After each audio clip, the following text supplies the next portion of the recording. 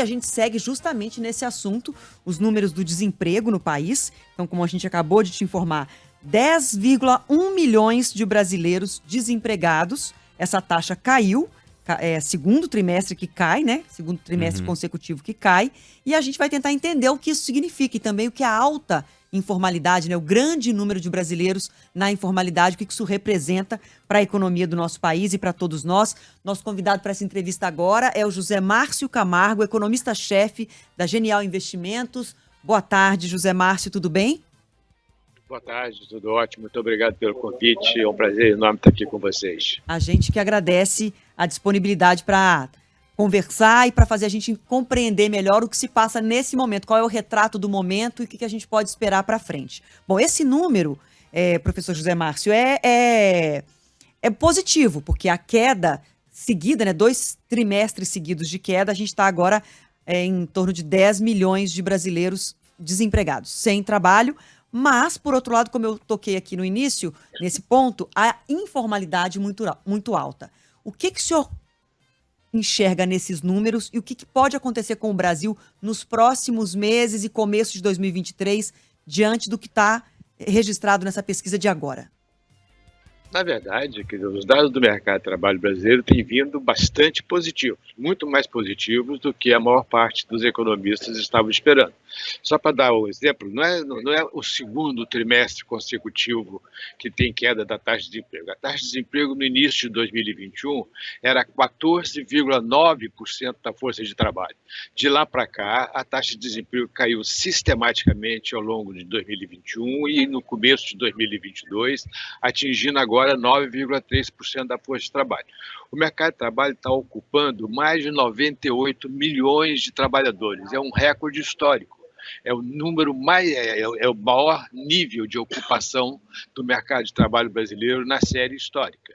Ou seja, na verdade, os dados do mercado de trabalho têm vindo bastante positivos e bastante melhores do que em todos os outros episódios de retomada da economia brasileira. Certo?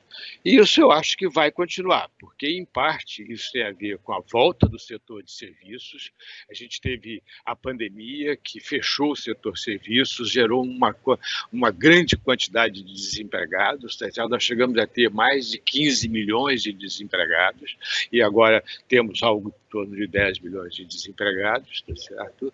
Mas, de lá para cá, do início de 2021, com a melhora na pandemia, a redução do número de casos de óbitos, o fim dos lockdowns, das medidas de restrição à mobilidade, o setor serviços voltou com toda a força e o setor serviços é muito intensivo em mão de obra. Então, essa é uma das razões pelas quais a taxa de desemprego está caindo tão rapidamente. Além disso, nós tivemos uma reforma trabalhista muito importante, quer dizer, faz a maior diferença. Tivemos uma redução no número de demandas na Justiça do Trabalho, o que significa uma diminuição do custo de empregar, consequentemente, isso aumenta o emprego, tá certo? Tivemos uma liberalização da terceirização, isso é muito importante, porque as pessoas podem se incorporar ao mercado de trabalho de outras formas, ou seja, na verdade, o cenário é bastante positivo para o mercado de trabalho nos próximos meses. Ainda ontem a gente falava aqui, conversava numa entrevista também sobre economia, sobre a desaceleração mundial, com os números que vieram da economia americana. O senhor acha que mesmo com essa desaceleração lá fora, internamente nós temos condições de manter esse cenário positivo de queda no desemprego que a gente vem mantendo, então, como o senhor disse, já positivo não só esse ano, mas desde 2021. O senhor acha que isso é uma tendência? A gente vai continuar conseguindo criar postos de trabalho? E a outra questão que eu coloco para o senhor é a queda da renda, que a renda ainda está bastante inferior ao que estava no começo de 21. Então, tem possibilidade de recuperação da renda também para o ano que vem? Como é que o senhor enxerga isso?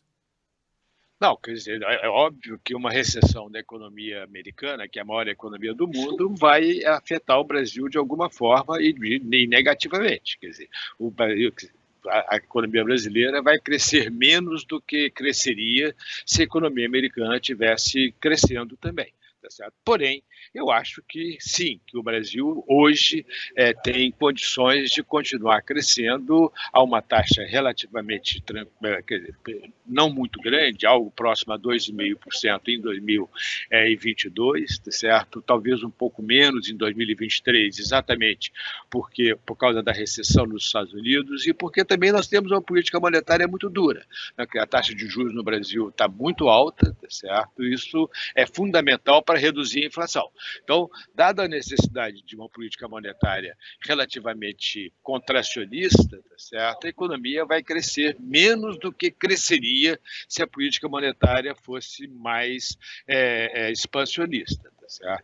Então, esse é um fator realmente importante. Quanto à renda, quer dizer, uma das coisas da reforma trabalhista, uma coisa importante que mudou lá na reforma trabalhista de 2017, foi o fato de que a negociação coletiva passou a prevalecer sobre a legislação. Isso significa que quando você faz um acordo entre trabalhadores e empresários, o teor daquele acordo passa a valer em relação ao que está na legislação, o que é uma coisa super importante. Mas uma das consequências disso é o fato de que quando a taxa de desemprego é alta, tá certo? O trabalhador perde poder de barganha e não consegue reajustes de salários suficientemente elevados para repor a taxa de inflação. Foi o que aconteceu ao longo de 2021, tá certo? Quando a taxa de desemprego era muito alta, chegou a ser quase 15% da força de trabalho, o poder de barganha dos trabalhadores cai, isso significa que na negociação coletiva os sindicatos não conseguem repor a inflação, os salários tendem a cair. Quer dizer, a consequência disso é que fica mais barato contratar trabalhadores. Essa é uma das razões, como eu já disse, pelas quais o emprego, quer dizer, a ocupação aumentou muito rapidamente ao longo de 2021, porque à medida que os salários vão caindo, tá certo, fica mais barato contratar trabalhadores, as empresas contratam mais trabalhadores, a taxa de desemprego cai mais rapidamente. Agora, como a taxa de desemprego caiu já substancialmente, já saiu de 14,9% para 9,3% da força de trabalho, os trabalhadores estão voltando a ter um poder de barganha maior. Consequentemente, os salários na margem, os salários estão começando a aumentar. Tá certo? Você chegou a ter uma queda de salário real da ordem de 8,8% ao longo de 2021, agora a queda está da ordem de 5%. E está diminuindo. Na margem, o salário real está começando a aumentar. Por quê? Exatamente porque agora, tá certo, os trabalhadores estão tendo mais poder de barganha, porque a taxa de desemprego caiu, consequentemente, na negociação, os trabalhadores têm mais poder de barganha. A vantagem é que uma parte grande do ajuste está sendo feito via salário em vez de ser feito via emprego. Né? Quer dizer, a taxa de desemprego cai mais rapidamente, ao mesmo tempo que o salário cede para dar espaço para um aumento do nível de ocupação. Por enquanto o senhor explicava para a gente isso e falava dessa possibilidade de, a partir de agora, a gente perceber uma melhora de salários, ou enfim, à medida que o desemprego cai, a oportunidade de talvez contratar por um salário um pouco melhor ou com postos de trabalho um pouco melhores pode surgir. O nosso ouvinte comentava justamente isso, que o ouvinte André escreveu, o problema é que aumentou o subemprego. E agora o Mira escreveu para a gente assim, estamos aceitando o que vem, para não passar fome, ser despejado ou coisa assim. Então, assim, o sentimento da população ainda é de que está aceitando o emprego que tem para não ficar sem trabalho. O senhor acredita que daqui para frente, então, há uma possibilidade de melhora? É isso, para resumir. Não, quer dizer, na verdade é o seguinte, quer dizer, nós tivemos uma pandemia, as pessoas tendem a esquecer os problemas. Nós tivemos uma pandemia que paralisou a economia durante quase um ano. Isso significou um aumento do desemprego, uma queda na produção que foi muito impressionante, né? Aí nós tivemos a retomada, o início da retomada lá do fundo do poço. Começamos a retomar no início de 2020, final de 2020, início de 2021. Esse início é exatamente isso, quer dizer, é aceitar o que vier e tiver na frente para poder recompor de alguma forma a sua capacidade de trabalhar, gerar renda, não morrer de fome, e assim foi. E o meu ponto é que foi mais rápido do que todo mundo estava esperando. Eu me lembro que lá em 2020 as expectativas eram de que você só ia retomar o mesmo nível de emprego na pré-pandemia em 2024, 2025. E agora a gente já está com mais ocupação do que tinha antes da pandemia, tá certo? Então, o ponto importante, é claro que à medida que a economia vai crescendo, o desemprego vai caindo, as ocupações começam a ficar melhores, mais produtivas, geram um salário melhor. Mas, ao longo do processo, você tem uma melhora do bem-estar da população. Esse aqui é o ponto importante, mas é um processo. Não é de repente você...